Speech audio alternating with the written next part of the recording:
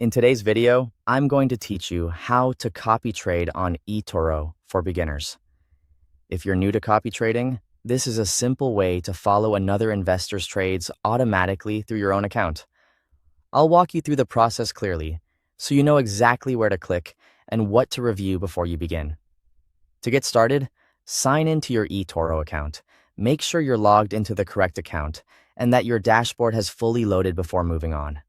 Once you're inside, look to the left-hand menu and click on Discover.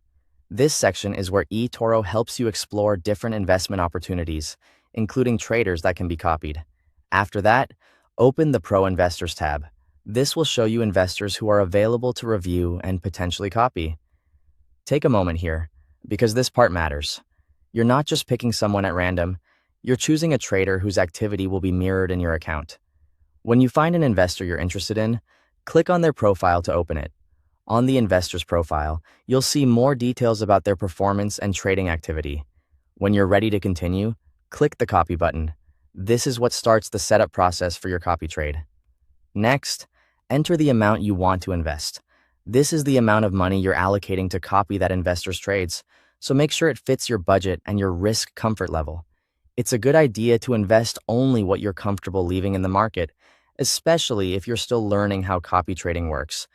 Once you've entered the amount, review the copy settings carefully. Double-check the investment amount and the stop copy value. The stop copy value is important because it helps define when the system should stop copying that investor if the value of the copy drops to a certain level. Taking a few extra seconds here can help you avoid mistakes and make sure the setup matches your goals. If everything looks correct, click the green Invest button. As soon as you do that, the copy trade will begin, and your account will start following that investor according to the settings you selected.